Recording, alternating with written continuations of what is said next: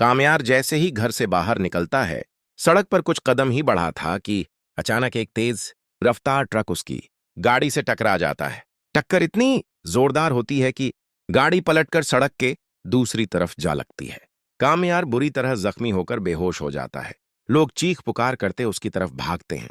कोई एम्बुलेंस बुलाता है, कोई घर वालों को खबर देता है। जल्द ही उसे फौरन अस्पताल पहुंचा दिया जाता है। कामयार के माँ बाप जैसे ही हादसे की खबर सुनते हैं, दोनों घबराए हुए अस्पताल की ओर दौड़ पड़ते हैं। फारिया भी फौरन वहां पहुंचती है। दूसरी तरफ उसी अस्पताल में मौजूद फलक को जब कामयार की हालत का पता चलता है, उसका दिल जैसे रुक जाता है। वो तुरंत थरथराती आवाज में आयरा को कॉल करती है।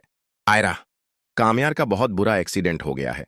वो यहीं इसी अस्पताल में है। आयरा चौंक जाती है। उसकी आवाज कांप उठती है। क्या क्या कामयार ठीक है?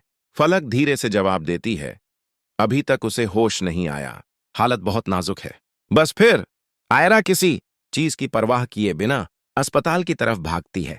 लेकिन जैसे ही वो इमरजेंसी रूम के पास पहुंचती है, कामयार की मां उसके सामने आकर खड़ी हो जाती है। सख्त लहजे में कहती हैं, तुम्हें तो कामयार में कोई दिलचस्पी नहीं थी, तो अब इतनी बेचैनी क्यों?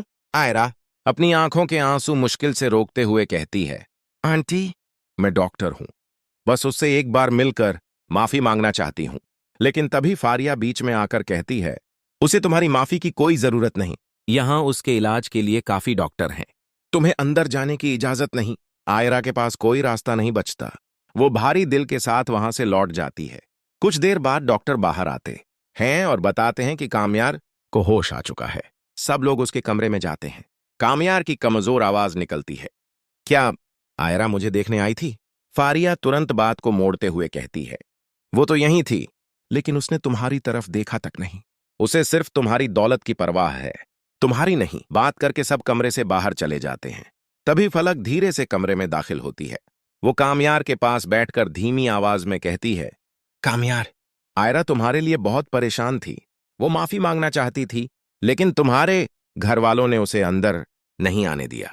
यह सुनकर कामयार कुछ पल के लिए खामोश हो जाता है। फिर हल्की सी उदास मुस्कान के साथ कहता है, फलक, उसे कहना कि उसे माफी मांगने की कोई जरूरत नहीं। उसने जो कहा वो सच था। उसकी बातों ने मुझे खुद को पहचानने पर मजबूर किया। फलक नरमी से कहती है, कामयार, तुम बुरे नहीं हो। आयरा भी ऐसा नहीं सोचती।